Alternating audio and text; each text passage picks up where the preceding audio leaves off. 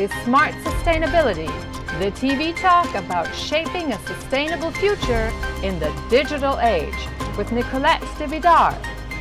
Trauma, a word we hear more often, but apparently not often enough. Quite yet. Is there a connection between how we see our mothers and how we see the world? Thus a connection between our current state of the world and motherly love, or the lack thereof. A fundamental topic. Good evening and welcome on Smart Sustainability. I'm Nicolette DeVidar. More and more we hear the cry for a healthy economy by different people and for different reasons. But the quintessence is this: a healthy economy needs healthy people to begin with, and healthy people need healthy foundations. This is something much less talked about, particularly among current power structures and dynamics. Global symbiotic entanglements and how it all affects our psyche, our soul, and society at large.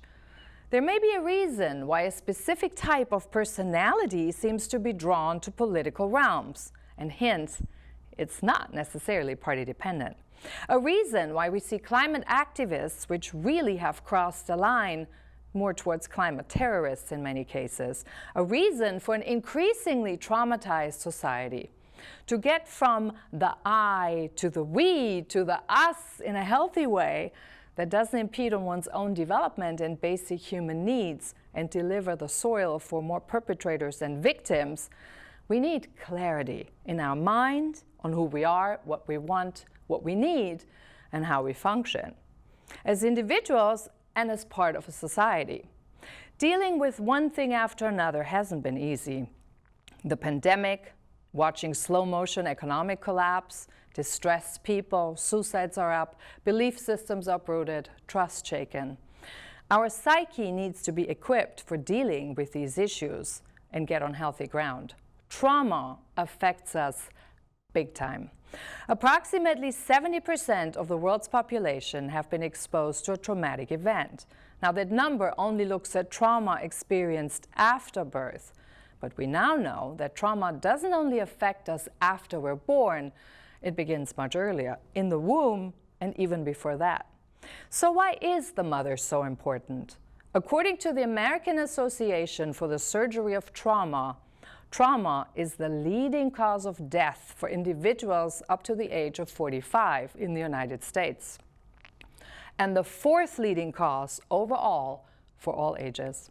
So we want to talk about the implication of trauma and the relationship with our mothers, how that shapes our worldview, and why a healthy economy needs healthy people to begin with.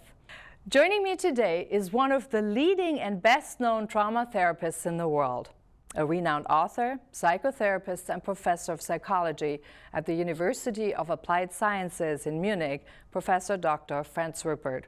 He wrote a wealth of books on trauma, fear, love, lust, and trauma, early trauma, our place in a traumatized society, symbiosis and autonomy, the pandemic of inhumanity, and I want to live, love, and be loved. A plea for real joy in life and human connection. And there he is, right with us tonight, Professor Franz Ruppert. But is joining us from Munich, which is 6 hours ahead, so we're talking really late night over there. So there's a lot to cover, Dr. Ruppert. Let's start with the probably most poignant question, trauma. What is it? What happens to the body to sort of, and to our mind when we experience trauma? Yeah, then in fact, the trauma is a Greek word that means wound. If we are wounded on our body, then we have, it's obvious, but this is used now for the wounds of our psyche. And then the first question is, what is our psyche? Yeah. Right. And we have to define our psyche first, and then we understand why our psyche can be traumatized. And for me, our psyche is a tool, the tool that connects us with the outside world and the inside world, because we have both. We have the world around us, yeah, where we need an orientation, where we need what to do, what's needed to fulfill our needs. On the other side, we have an inside cosmos. Yeah, we had the inside world, or the world of our psyche, the world of our organism is so complex, yeah, that we need a tool to understand what's going on. Yeah, and for both our psyche is designed somehow, you can say. Yeah, it's possible for us to understand what's going on around us in the world, and it's also possible to understand what's going on inside us. Yeah. So that Also, brings, of course, a lot of things that are going on inside of us. We know that from psychology, from centuries. Yeah, that is unconscious. Yeah, that's not everything what is driving us, what is bringing us forward, and what is also making us troubles is conscious. And so there, of course, we need extra tools somehow to understand our unconsciousness. That was what already the world famous Sigmund Freud has taught us. Yeah. Now that brings up a question right up front, actually. So you talked about inner and outer worlds, but then the way we see our inner world does influence directly our outer world, right? Isn't part of the reason that we sometimes try to split those two worlds in two different things a real problem in understanding really ourselves as a whole person? Yes, that's true. What we call projections and perception. Perception is taking in what's coming out from outside. That's clear. There's something outside there. That's something that's coming inside me. But on the other side, you also know that what's inside me influences my perception. And if I'm full of fears, for example, then my perception to what I perceive very often is something that makes me fear even more. Or if I'm hungry, of course, have a different perception about what's going on outside, because I need to find something to eat. And so, of course, this is a complex interaction between the outside and the inside. And sometimes we are able to see what's going on outside. That's is possible, but sometimes it's confused. It's confused. Who am I and who is the outside world? And this is something then we may maybe we need support from psychologists or from psychotherapists to distinguish that of course, for example, that if we are full of fear, then we perceive everything around us that makes us even feel even more. And so this is then we have to clear where is the source of the fear. Is it really actually something that's threatening you from outside, or is it something that from the past, that coming from your past, that you have experienced something very frightening, and now you expect it to happen again and again? And this means that there needs to be a lot of awareness, right, among us, so we can actually get to a point where we can differentiate, is this an outside fear, is this something within? But I want to shift gears here a little bit. So what happens exactly to our psyche when we get traumatized? How do we envision this? Do we envision this like, an inner world that gets totally splintered in different pieces? And what happens to them? The first stage of trauma is that you are overwhelmed, that you experience something that is where you can't deal with it. It's that makes you helpless, that makes you powerless. That there is no way for you to cope with it. Yeah, with our coping mechanisms. So in this situation, the risk that you collapse and your psyche collapse is very high. And therefore, it needs an emergency mechanism in our psyche that helps you to survive such a situation. Otherwise, maybe you could die in a traumatizing situation. And with this emergency mechanism in our psyche, this supports you even to survive such situations. And this support mechanism is dissociation, is to going in a freeze state for your organism, and in the end to split your psyche in different parts, in different inner parts. Those who are overwhelmed, and that you split it off, what overwhelms you, the experience, and then you develop a way of seeing the reality that does not any longer overwhelm you, that helps you to even to go on with your life, even you are in such a situation. And does our consciousness do that by itself, or can we actually influence that? We can't influence that, right? It just happens, No, this and then happens. the consciousness develops a mechanism, right? Yeah, this happens beyond your consciousness. It's an emergency mechanism that is, in a way, going on automatically. Yeah. And is it different for everyone? It depends from your age. Yeah, the younger you are, the less you can act in such situations. And if you are more grown up and more an adult person, and you come in such a situation, maybe your coping mechanisms still are available for some more of your coping mechanism are available for you, and so that you somehow can influence the way. That means that you consciously say, I don't want to remember the situation because it's too much for me. But this splitting off of the memory somehow is also something that more and more is unconscious for you, and then maybe someday you need to go back to the situation and remember what you have experienced in the situation. So those are all coping mechanisms of our mind, right? And very often, just to clarify this for our viewers also, very often when parts are split off, so we may not even know they're split off because we can't remember. Is there just like a feeling that there is like something, you can feel it, but you can't put a finger on it? Or is it kind of like that it's completely gone? Well, I'm gonna say it straight out. Like for me, I had some issues in my childhood, for example, and I had no memory of it for a long time. It only came out recently that I started to remembering more and more. Yeah.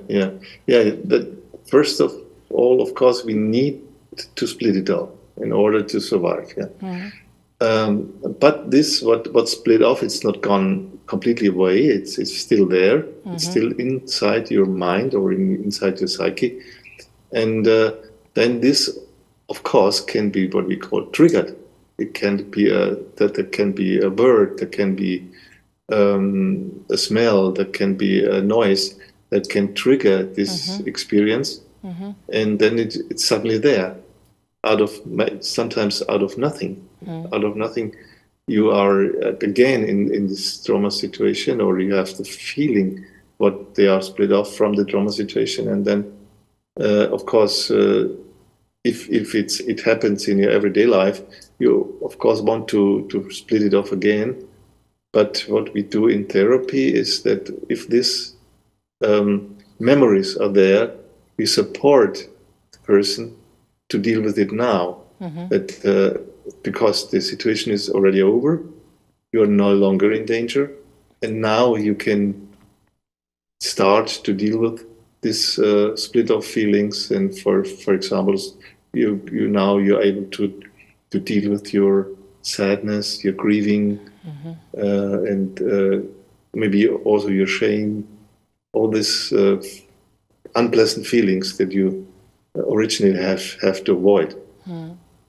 Now, we have right now, we live in a society where we've all been hit with different types of trauma, basically, and recent trauma. So I think a lot of people have either been re-traumatized, or they experience trauma in a different way. Maybe they haven't experienced it yet. Can you just clarify for us the different types of trauma? How are we impacted by trauma that is slightly different. So for example, if someone is raped, so basically if it's like a human condition, that's probably very different on impact than if we have, for example, a tornado that's taking your house down while somebody is in or so. Is there a difference in how it impacts the human, us basically as humans? Yes, of course. In trauma theory, we call this natural catastrophes or man-made disasters. And this is a great difference, because if I'm a victim of trauma by a tornado or flooding or something that happens from nature, that there is no one that really wants you to hurt you, no one to really, and people then when they see that there is an earthquake and you have lost your house, and then there is a human reaction, a natural human reaction that people want to support each other, and they send help, and this what we can experience. But if somebody is traumatizing you, and does harm to you, then it's not so easy to help you, because if I help you, I'm on your side, maybe the person that hurts you is against me, or I have to be against this person that is traumatizing you. So this man-made disasters or the man-made traumas, then you are in a conflict. You are in an relational conflict between maybe the perpetrator and the victim. And this is the reason why trauma victims that are victims from other persons, we are hesitating to engage in this, because we do not know how the perpetrator, for example, could react, and maybe he also has the power to make us victims as well, as he does with his original victim. Yeah. Let's talk a little bit about the perpetrator and the victim dynamic, because I think that's really important to actually talk about. Usually when we hear it like on television, like One-on-One, for example, we would think very often that a perpetrator is someone who kind of decides to hurt us. But I think there's a much deeper connection from going through the journey from having been a victim to becoming a perpetrator, and then who causes new victims. Can you explain to us a little bit that dynamic? How does this come about? And why do so many actually become perpetrators? Yes. One thing is that if we are the victim of perpetration, then we are traumatized by this, then we have to split off this and this knowledge, and that there is a perpetrator and that he made us a victim. And so that in many cases the victims are not able to realize the perpetrator. Who is the perpetrator? What does the perpetrator do? And if you split this off, and it also can happen that because you split off from yourself, because you are no longer conscious how you are and what you're doing, that is a fruitful soil for becoming yourself a perpetrator. That you maybe as a parent. As a parent, you did not receive the love and the protection you need as a child. And then maybe with your own children, you do not feel what the child really needs. And maybe you are not able to give the child the support that the child needs, and you become a perpetrator against the child. But you do not realize that. And if somebody would tell you, oh, what are you doing with the children? You punish them or you hurt them, then you would say, no, you would try to justify what you're doing. And because being a perpetrator against other persons is something that is maybe also shameful. I do not want to be a perpetrator. And if somebody tells me I'm a perpetrator, then this is, of course, something that I do not like. Yeah, and I'm afraid that people put the finger on me and say, "Oh, what a bad guy he is." So I try to justify what I'm doing. Yeah? And so we have, in my theory, we have two things to distinguish. The one is the fact that I am a victim and made a victim. Mm-hmm. And in order to survive this trauma, mm-hmm. I develop victim attitudes. And one of the victim attitudes is that I do not realize how much it hurts me. I do not realize who the perpetrator is, and so. Mm-hmm. And the same is when I become a victim, a perpetrator. I am a perpetrator, it's a fact, but I do not want to realize that because that is too painful to realize that I'm a perpetrator. It's too shameful. And so I split this off, and the feelings of shame, for example, I split them off and try to justify what I'm doing, that it's okay what I'm doing, yeah? And I do not need to feel shame for that or guilt for that.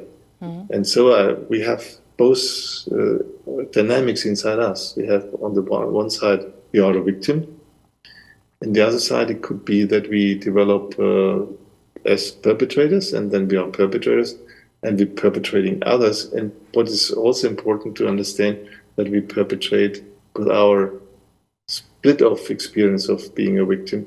We, in the end, perpetrate ourselves, that we can also hurt ourselves by what we are doing. Once we're aware of it, right? We got to be aware of it. No, we are not at all aware of that we are perpetrating ourselves. Yeah? Mm-hmm.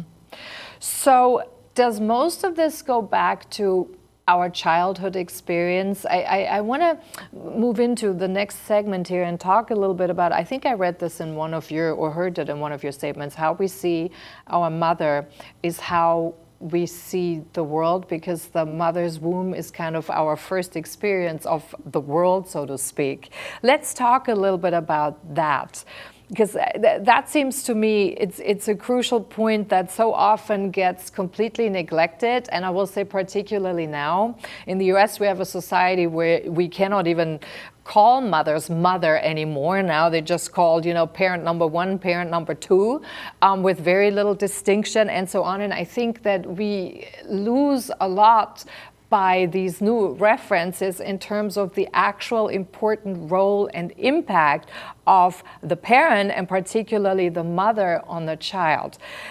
Can you please explain to us what is the big connection between the mother, the way we experience the world, so to speak, through our mother or in the mother's womb, and then how that shapes our outlook once we're out, literally? Yeah, this is the natural human condition, that we grow up in the womb of a mother. Mm-hmm. And the mother, if you are inside the mother, for you, the mother is the world, that is the environment, completely. Yeah? There is no other environment. It's you are in that. And maybe also the term environment is in the end something that roots back in this primary experience of every one of us, that we are surrounded by mother. And so there is a tendency that as we experienced in our early stages of development, how we experience this environment, now we transfer it to the outside world in a way, in a very totalitarian way. Mm-hmm. That how we experience our mother, then we experience the world. For example, then if we already have made the experience inside the womb, I need to support my suffering mother, because my mother is traumatized and suffers a lot, and there's a lot of grief and pain in her. Mm-hmm. This, or the child inside her already realizes, and then there is the question: how can I support my mother? How can I support her? And this attitude I have, of course, can go on after birth and all your childhood, because you see your mother is suffering, and what can I do to make her less suffer? And this relation between you and her maybe then is generalized and it transferred to your whole view of your world, that the world needs my support. I need to support the world. Yeah? And instead of having the experience that you say, yeah, this world is so full of energy, so full of power, so full of good things. The world is there to support me. Mm. So that maybe is more real that the other thing that you say, I have to save the world, I have to do everything for the environment. So this is, I think it's very tricky. Very tricky situation, and if you look around, then many people believe that we need to save the environment, we need to save the world, as we had maybe the first experience was I have to save my mama. Yeah, I was going to say that because now we hear this a lot, and we see this also in people that they have this huge helper syndrome in trying to go and rescue the world, and if we don't save the world, then we're all going to die, etc. So is this something that is very likely to be traced back to an experience in the womb? At least you should take it as a possibility, yeah. That you say, where is the source of my fears? Where is the original source of my way of thinking? Yeah. And maybe this is could be good for you to do the therapeutic work also, to understand why you're engaged in this or that, and maybe this could also be good for those who are engaged in such environmental issues. Of course, there are environmental issues. We as human beings, we destroy a lot of things in nature, and we devastate our rivers and the landscape. But in the end, we should be more clear about this. What is a good engagement for environment, and where is it resulting from my early childhood experiences, maybe my early experiences in the womb of my mom. Yeah. Now that also brings up another question, Professor Ruppert, which might be actually linked. So nowadays, I think we experience it so much in society, particularly, that people almost react kind of like dictatorial if someone has a dissenting view on, for example, the environment. So if somebody says, for example, well, I don't feel that we need to save the environment because, the world has been around for 4 billion years and it's going to be here tomorrow or so, there's almost the next question is always, well, you're behaving unsolidarily, or you're being blamed as being a harmer to or being very harmful to Earth, for example. Now, where does this blaming attitude fit into all of this? This really forcing someone else to conform to something that under normal conditions just wouldn't make sense. Yes, this is what you call dictatorial or very strict attitudes that could result. It also could result from your trauma biography, that you, that because of that you are made a victim that you are not conscious of, and then you become a perpetrator against others that are not following your survival strategies. Huh? I think it could be very helpful for every one of us to question our attitudes we have and think about it. Is it really healthy, coming out of a healthy psyche, or does it come out from a traumatized psyche and it's just a survival? My attitudes are surviving strategies, and of course this is a huge confrontation for every one of us, that we are challenged in our convictions and what our belief systems, but I think it could be helpful for every one of us that we question our deep convictions also, in order not to harm ourselves and also not to harm our fellow people, the people around us. Now, what makes a healthy psyche, for example? I'm not even sure most of us know what a healthy psyche actually is. I think you probably at home, our viewers, if you ask yourself what's a healthy psyche, could you really sort of clarify that? So, Professor Ruppert, how would you describe a healthy psyche, or what are kind of like key components of a healthy psyche? Yes, so this is one very crucial question. I can distinguish between the past, the present, and the future. That I know that is something that happened in the past, that happens now, and something that will go on in the future. And I have to distinguish between you and me, that it's clear that you are an extra person, you are a subject, I'm a subject. And that we also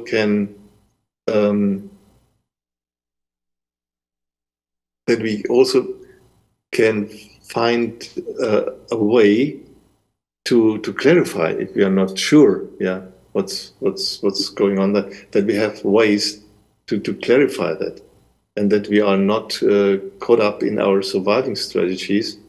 And yes, also something that's very important to distinguish with life and death.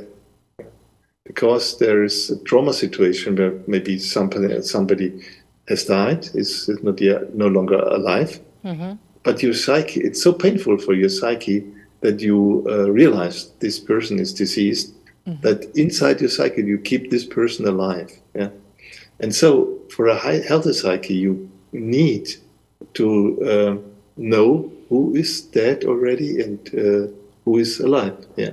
For example, if a mother has lost a child, and maybe this loss is so traumatizing for her that she is more connected with the dead child than with those children that are still alive and need her care.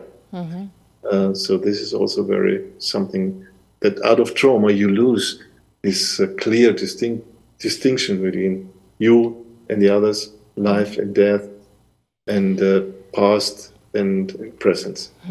Now, we also get challenged quite a bit in sort of when you start thinking about you need a healthy eye. Very often in this modern society today, it's frowned upon to look at the eye in a healthy way. Most people would say, well, a strong eye is selfish, or there is this thing that we really need to talk about and there shouldn't be any eye and things like that. But how important is actually a healthy eye? Because it seems to me without a healthy eye, you can never get to the we, really, right? Yeah, that is something that was very fundamental for me in my findings about my research about the human psyche. I did, before I started my work, the identity-oriented psychotrauma theory. I was also a systemic constellator. I was a systemic therapist. But then I realized if you do not have the reference point, the reference point of your psyche inside you and with you, how can you be a healthy member of a society? If you do, how can I be a healthy member of the we? Or the healthy we needs a healthy I, and this is one of the traumatic consequences of trauma, that you in a way are forced to give up your I, to give up the reference point inside yourself and towards the reference point to what I need and what I want. Yeah. And so I'm more in the outside and what is needed from me and what do others want from me. And so I realized that is so important to bring people back to this, that they experience themselves as a subject, and they experience themselves as someone who has this I. And the question is, where is your I? Where is your own want? And this is something that is very, that can heal the psyche of traumatized persons very, very deeply, very profoundly. If you find back towards your I that you have given up, maybe you have given up very early already. Maybe you have already given it up before birth, or during the birth process when something traumatic happened. And this is, to understand this, the importance of the reference point of the psyche, the I, is in my therapy is very crucial. Yeah, I actually think so. For me, this was a very poignant experience in my own journey, because I felt for a long time, particularly as a child, that I was not supposed to have wants or needs or desires. It was kind of like always, pushed away. And so as I grew older, when somebody asked me, what do I actually want? I could not even answer that. Because I never felt it. And I'm pretty sure that happens to a lot of people. I speak to a lot of people, and when I ask them, actually, at least nowadays, more people can say what they don't want, which I guess gets you a little closer to what you want. But to really feel strongly about, to be able to identify with who you are, I think this seems to be a journey that millions of people are on right now in really rediscovering that. Yes, that is a very central point of my approach to help and support people to understand who am I, and what do I want, and what is my own will. And for example, today I worked with a woman. Her intention was I want love, and her want was in the end something that she could not reach. She could not reach the love of her mother, and I want her love, but I can't get it. So I give up my want, and I identify with what my mother wants from me. And so to get it back, to get yourself back, you get this needs your I, and it needs your want.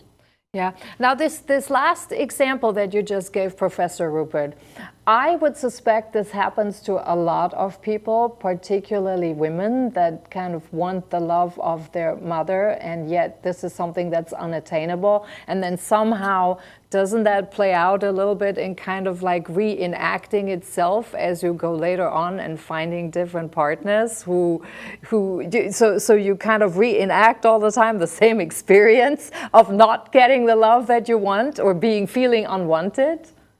Yes, that's absolutely true.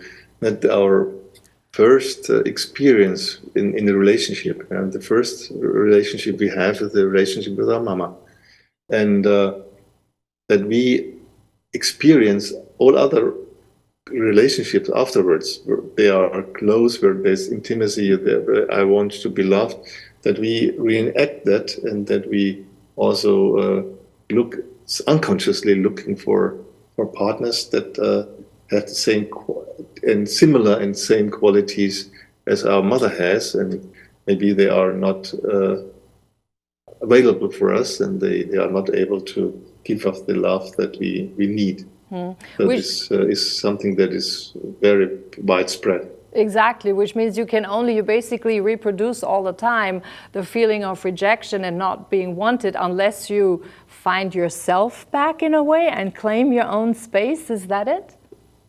Yes, and to experience that the love that you're looking for is already inside you.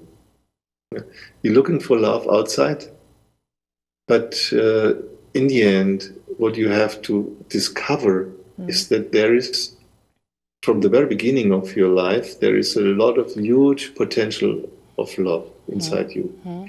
And that you can give this and direct this potential of love towards yourself, that makes you less dependent on what you are given from the outside, and that then you make also experiences that if you love yourself, then people love you. But if you reject yourself, then people reject you. Yeah. And so this is maybe the best way to receive love from others, if you are able to open the potential of love inside yourself towards yourself. And that also makes you attractive for others. If they realize that you're a person that loves herself and loves himself. So when we look back to the journey, you know, when we look at that need for love from the very beginning, and we say that the mother is our first relationship, fast forward to today's society, Professor Ruppert, where does all these third-party care fit in there? So in our society, here in the United States, for example, there are very often babies that get put literally at 6 weeks in other people's care because we need dual earnings, and people have to, you know, bring both the money back to actually make a living and make ends meet and things like that. But what does that actually imply for the child when we give it away so early? Yeah, if the mother and children are connected with what we call a bonding attachment process. Yeah, that is something that was discovered by John Bowlby, a British researcher and psychotherapist. And if this bonding between the mother and the child is in danger, and the child does not know where the mother is, and when he is crying, the mother doesn't come, and so then this is what the baby is not tolerable. The baby can't tolerate the situation.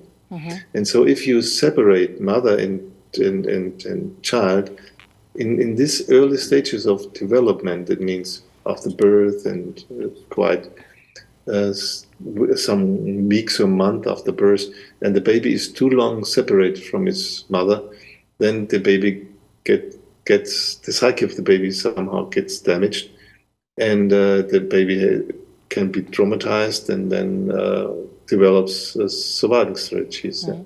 And so this is for a healthy society, the connection, the contact with the bonding process between mothers and children should be supported and should not be put under risk. And that seems to me it's actually a huge issue, even when you look forward, because we have already such a large number of people who have been traumatized. I mean, we live in a traumatized society. So by the fact that we put our children even more and earlier in third-party care, independent of how good the care may be, but that actually only leaves open a society that gets even more traumatized. And then what are the implications of that? So when we look at, for example, the leadership structures right now, I think it's fair to say there are a lot of traumatized people in powerful positions that really would be better if they weren't in these positions. How come, Professor Ruppert, that we have the same or very similar type of people being drawn to positions in power? Yes, the position in power seems to be the opposite of being powerless, because the definition of trauma is I'm powerless, I'm overwhelmed, I can't do anything.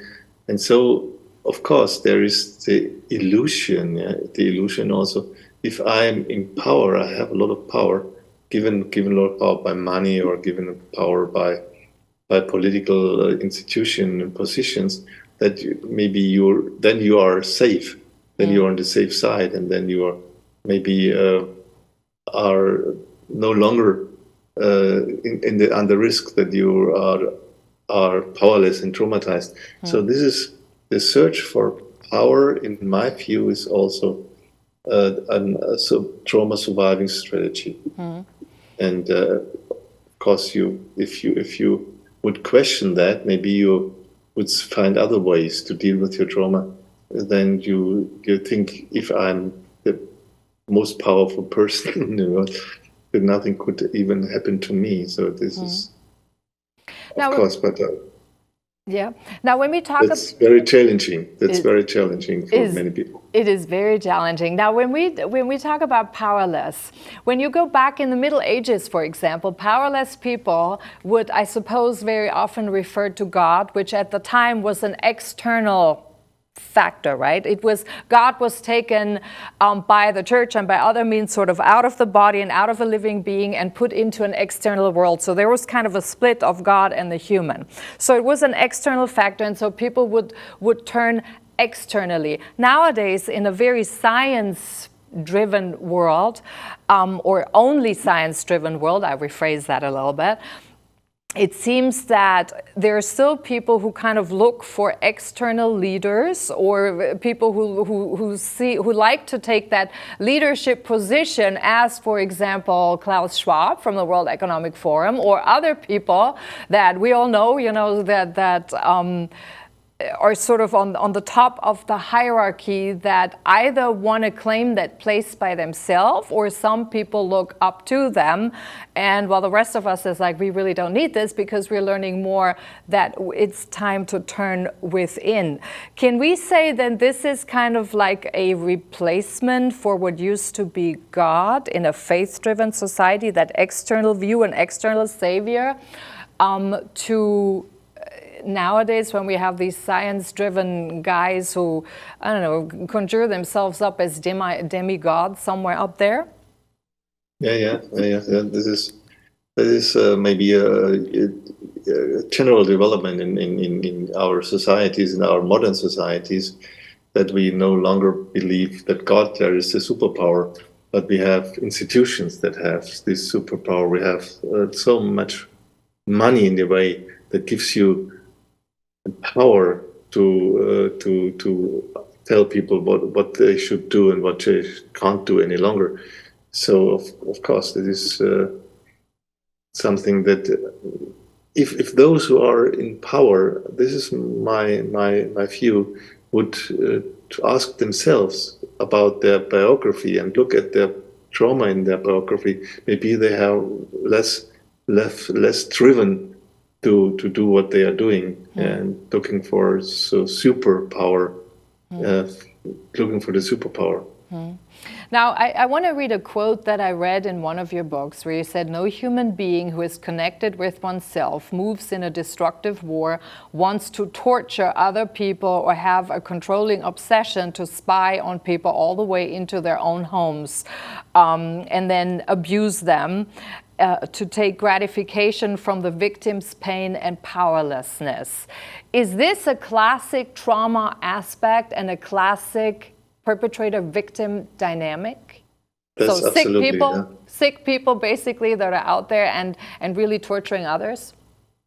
Yes, that this is classical perpetrator-victim dynamics, that the perpetrator do to their victims what has been done to themselves, that they are not wanted, they are not loved, they are not protected from violence, and though they turn around the situation, that I do not want to be a victim any longer, of course, and nobody does want it, but the way to do it, that then I victimize others, is the wrong way. That is, in the end, it doesn't make you happy, and in the end, it doesn't give you a satisfying life experience.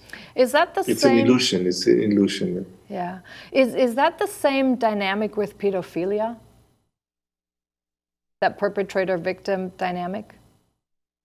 Yes, of course. You can ask the question, if those who are being sexually abused as a child, that they maybe become out of this perpetrator, out of this their own experiences. They think maybe in the end they love the child, as was the illusion that has given to them by the perpetrator. I love you, and this is the reason why I do not harm to you. And this can also be part of a perpetrator-victim dynamic, that you become, if you are sexually traumatized, you do it also to others. Now, does there somewhere factor in the fact that maybe someone is looking for this abusive child love as a replacement or a compensation because they did not get the love from their mother? Is that what they're looking for? Yes, sexuality and love are very important factors of our human psyche. And there is a connection between sexuality and love. And if you love yourself and feel loved by feel loved, then you have a different approach towards your sexuality. Then you see how important it is to connect sexuality and love, and not having this separated. Yeah, that there's love and there's sexuality, and sexuality has nothing to do with love. And yes, and so if you are, I think, if you have problems with your sexuality, then it's good to understand that these sexual problems can be rooted in the problems you have with love, and the fact that you have not been loved also can lead to the situation that you use your sexuality in a harmful way, in a harmful way for yourself, in a harmful way for others. Now we have about 10 minutes left. So I want to ask very quickly about healthy economy needs healthy people.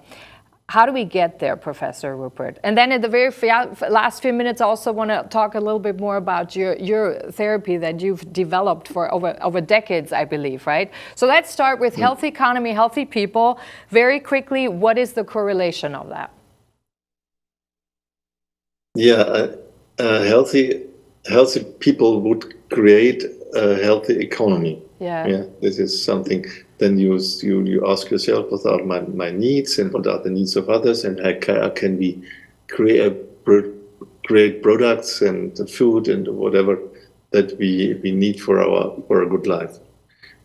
If we are, and then we are able to constructively cooperate. Yeah. And in a society where there's so much trauma and people are so much traumatized and they are so fearful and they are so out of love, then you have more economy that is more destructive, or that you do not cooperate, that you are tried to do something to get you benefits on the cost of others. And a healthy psyche is not happy with that. If I say my wealth is built on your poor, that you are poor, that doesn't give me satisfaction. And so that we have to find projects, and we have to find ways of producing what we need in a society for good life, right? In a corporate way, in a constructive way, not in a destructive way. But that still is based on a healthy eye, right? Because I can see people, I hear people all the time that say, well, if we have, in this economy, it's a me economy, and the ego, the I, is a bad thing. And to come back to our earlier conversation, Professor Ruppert, we do need a healthy eye, so healthy structures, to be clear on what you need and what you want, to have a healthy economy, to really see, sort of like also recognize what someone else may need in a way that's not exploitative. Is that the correct way of saying it? Yes, that's very, very important. And of course, in our economy, we have maybe the reference point of economy is not what people need and what they want, but is the money, and that the money is more important than your needs. And this is, of course, I do not know how to change it so quickly, but it should be our idea, or we should find ways that not the money is in the center of the economy, but the human being. Now, where does artificial intelligence fit into all of this? If it supports us in that we can, have our needs can be fulfilled. Of course, it's something that could be beneficial. But if we are manipulated by it, if we are, if we are, that we are no longer the subject of what we're doing, but the artificial intelligence is the subject, for us, and and does make decisions for us, maybe this is not doesn't make us very happy. So in a way, then we get rendered powerless again, and then have the artificial intelligence basically be the power per se, the controlling power, versus taking our own power. Mm-hmm. Yeah. Right. That being the subject. Yeah. Yeah. We as human beings, we are subjects, and whatever is making us an object, yeah, is you can say potentially traumatizing you. So whenever you're objectified, so you're turned Yes. into an object, that's a traumatizing experience. It's a traumatizing experience. Yeah. Is it fair to say, Professor Ruppert, that maybe a lot of the artificial intelligence developments, particularly when you hear what they want to do with people, make the better human, actually not make the better human, but turn us into robots so that they can take all the pain away. Is this sort of like an underlying way of saying we don't want to deal with the pain, we just basically numb it by turning the human into a machine? Yeah. To find, instead of find human solutions, and that has to do with your psyche, has to do with your feelings, and has to do with your consciousness, instead of offering you always technical solutions, maybe that is the wrong way. Yeah. Now let's talk about your particular therapy that you have developed over decades. We touched on it a little bit, but give us an overview in terms of how it is used and what the main focus is on. Yes. What I learned is in working with human beings is that they need to have a commitment, that they want something, that they want to change something, they want to look at something. And this is the reason why I always ask people that come to me, what is your intention? Why are you here? What do you want? What do you want to look at? What do you want to work on? So this intention is the center of every therapy situation, session. If it is in the group or if it's a single session, individual session, I always ask the people, what is your intention? And then if they make an intention and formulate an intention, then they have make a commitment. They make a commitment that they want to change something. They want to look at something. And then I ask them to reduce the intention to maximum of 3 words, where 1 word should be the I, include the I. And then we have the focus of the work, and then I process together with this person. I process this word. You go into resonance with these words, and then you have an idea about your I. You have an idea about the other words, and then you very quickly you come closer to traumatizing situation in your biography. Maybe it's a birth process or something that you have been after birth, have been separated from your mom and have been in a hospital or whatever it could be.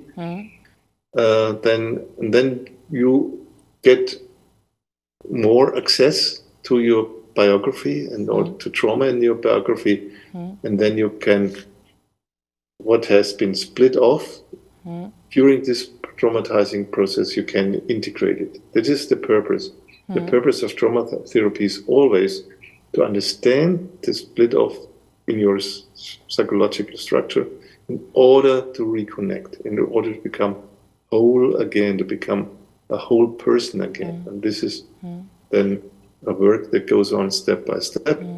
With every intention, maybe you address a different type of trauma, and then you can become more whole and more complete, and you do not need to split off your experiences in the past. Yeah. So when you integrate these parts, Professor Ruppert, that also means that you can change or probably reduce the compensation strategies that kind of make us go on autopilot and do a lot of unhealthy things in our life as we go forward, right? So if you really want to change something and get away from that autopilot, so to speak, that comes as part of integrating the different parts that were split off. Correct? Yes.